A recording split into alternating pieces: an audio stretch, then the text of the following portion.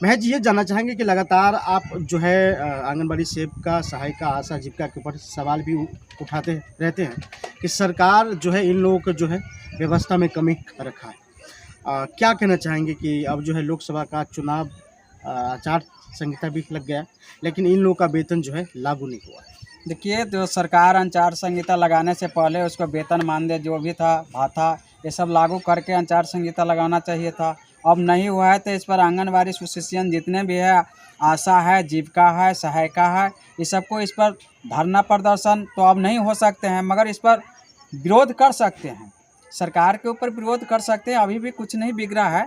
सरकार अभी भी चाहे तो मानदेय बढ़ाने का बहुत पहलू है, कर सकते हैं। केंद्र सरकार में उसका सरकार है, राज्य में भी उसका सरकार है, दोनों जगह सरकार है। वो जब चाहे तो बढ़ा सकते हैं वेतन। इस पर उन लोगों का विरोध जताना चाहिए आंगनबाड़ी को। जी, देखिए लगातार हम आपको दिखा भी रहे हैं कि जितने सारे भारत में आंगनबाड़ी सेविका, सहायिका, आशा, जीविका है, वो तमाम कहीं न कहीं सरकार के ऊपर निर्भर है और वो लगातार अपने देश के विभाग में देश के बच्चों को जिस प्रकार से कुपोषण से पोषण के तत्व में लाने के जो काम करता है, कहीं न कहीं सरकार उसके हित में गलत तो किया ही है। लेकिन महज जी ज़रा ये बताइए, क्या आपको लगता है कि 2024 के चुनाव में आंगनबाड़ी सेविका, सहायिका सरकार को मतलब वोट देगा, जहाँ पर राज्य में भी जो है बीजेपी की सरकार है, केंद्र में बीजेपी की सरकार है, क्या आपको लगता है? देखिए, आंगनबाड़ी एसोसिएशन का तो ये सोचना चाहिए, यह मतदान है, किसको करेंगे नहीं करेंगे, तो आंगनबाड़ी का बहुत बड़ा सामना हो चुके हैं। केंद्र सरकार और राज्य सरकार दोनों ही सामना हो चुके हैं। इस पर आंगनबाड़ी को विरोध करना चाहिए और वोट सोच समझ के करना चाहिए। बीजेपी हो या राज्य सरकार हो, हम दोनों के कहते हैं सोच समझ के वोटिंग करें और इस पर विरोध करें। देखिए, जहाँ तक सवाल अगर हम उठाएं तो आपको क्या लगता है कि स्मृति ईरानी जो कि बीजेपी के मंत्री हैं, वो बोलती है कि आंगनबाड़ी सेविका और सहायिका को जो है 4 घंटे के लिए रखा गया है। अब बताइए, क्या आपको लगता है कि सिर्फ 4 घंटे काम करती है या चौबीसों घंटा लगी हुई रहती देखिए, आंगनबाड़ी के कहने के मतलब है 4 घंटा। 4 घंटा तो वो केंद्र पर जाके ड्यूटी देते हैं। इसके बाद क्या कहते हैं, जो ऑफिस में बुलाते हैं और क्या कहते हैं, यहाँ आओ वहाँ आओ, और काम देते हैं। आंगनबाड़ी को बहुत काम दे रखे हैं। जन्म प्रमाण पत्र बनाना है, एनएस के साथ रहना है, पोलियो को दवाई पिलाना है, सुई लगवाना है, बहुत कार्य दे रखा है। वो तो 24 घंटा उस अपने पेपर ही बनाने में लगे रहते हैं।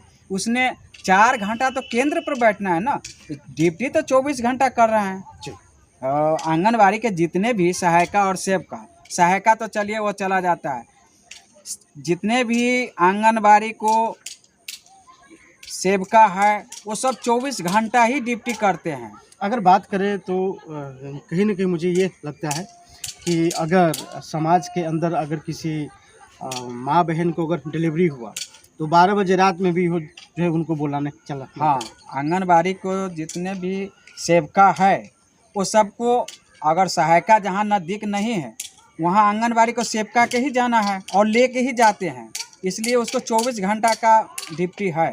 अच्छा, ज़रा ये बताइए महेश जी कि आप जो है लगातार हम नीतीश सरकार के ऊपर सवाल उठाएंगे या फिर दिल्ली में भी जो है, दिल्ली में सेविका का जो है 12,000 कुछ वेतन है और यहाँ 6,000 रुपये के आसपास अभी मिल रहा है। चूँकि नीतीश कुमार ने 1050 रुपया जो लागू किया वो 1 अप्रैल से जो है मिलने वाला है। क्या आपको लगता है कि नीतीश कुमार को क्या केंद्र सरकार के साथ बैठ करके इस विषय पर बात करना चाहिए कि आंगनबाड़ी सेविका सहायिका को कम से कम तो 18 से 20,000 वेतन होना चाहिए? 18 से 20,000 नहीं, 25,000 होना चाहिए। ड्यूटी के हिसाब से उसको 25,000 होना चाहिए। पहले था गठबंधन के सरकार, अब हो गया हुआ है दोनों गठबंधन के ही सरकार में बीजेपी के साथ है। पहले तेजस्वी का सरकार था, साथ था, तो चलो 1050 रुपया बढ़ाए। अब केंद्र में भी सरकार है तो उसको तो जितने मानदेय हो सके 25,000 हम लोग चाह रहे हैं से हो जाए, क्योंकि लिए 24 घंटा के सहायिका और सेविका का ड्यूटी है। और आशा और जीविका सबको होना चाहिए। आशा और जीविका के कम से कम 9 बेसी तो 15,000 से भी होना चाहिए। और यातायात के भाता भी होना चाहिए। ये सबको आने जाने में एक्सीडेंटल क्या कहते हैं बीमा होना चाहिए, क्योंकि लिए आजकल बहुत ज़्यादा रोड एक्सीडेंट हो रहे हैं। ऑफिस जाने आने में उसका खर्चा भी लगते हैं। इसलिए आंगनबाड़ी को 25,000 मानदेय बहुत कम है अगर सोचा जाए तो वो भी।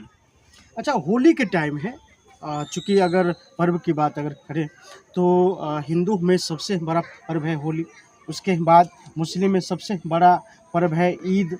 क्या होली और ईद के त्यौहार के ऊपर भी जो है सरकार जिन आंगनबाड़ी सेविका सहायिका के वेतन रुका हुआ है, उन लोग को भी वेतन नहीं दिया गया है? क्या आपको लगता है कि वेतन न मिलने से उन लोग का जो पर्व है कैसा गुजरेगा? देखिए उसका बहुत बड़ा गलत हुआ है। मानते अगर सबको हौसला होता है, पर्व है, पर्व में हर किसी का मानसिकता होता है जो मैं अच्छी से खाना पीना खाऊं रहूं, और सब कुछ अपनी देखभाल होता है, बच्चे का भी परवरिश का सब कुछ का होता है। आंगनबाड़ी का सबसे बड़ा इसी पर आश्रित है, और जितने भी मुस्लिम भी समुदाय का लोग है उसका भी सामने पर्व चल रहा है।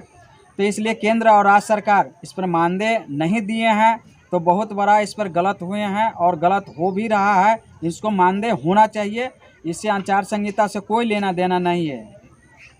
अच्छा, अगर हम बात करें तो हिमाचल प्रदेश में जो घोषणा किया गया था, घोषणा जो हुआ था कि आंगनबाड़ी सेविका के लिए 10,000 रुपये, मिनी आंगनबाड़ी सेविका के लिए 7,000 और आशा और सहायिका के लिए 5500 रुपये।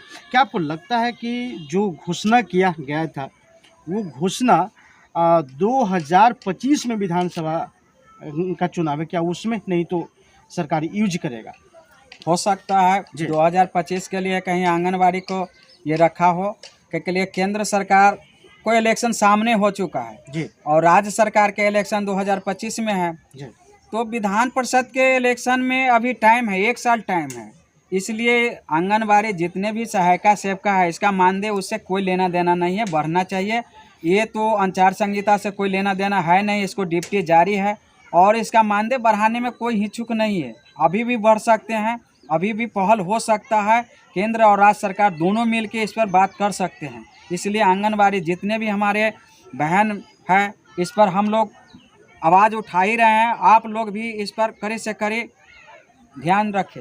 अच्छा, आपको क्या लगता है कि जब से आंगनबाड़ी सेविका सहायिका आशा और जीविका आई है तब से समाज में कितना मतलब वो हुआ है, मतलब जागरूक हुआ है समाज के महिला और मतलब और भी समुदाय के लोग?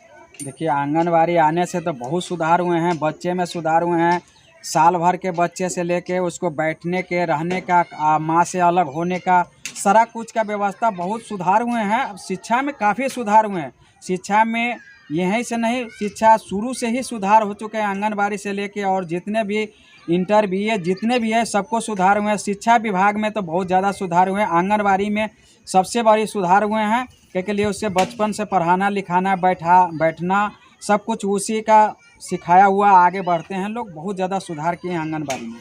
हम आपको बताना चाहेंगे कि जब बच्चे उस समय लिखना नहीं जानते, बोलना नहीं जानते, चलना नहीं जानते, उस समय आंगनबाड़ी सेविका सहायिका बच्चों को जो है इतने पोजीशन पर लेकर के आते हैं। फिर मिलते हैं हम अगले एपिसोड के साथ, तब तक के लिए नमस्कार।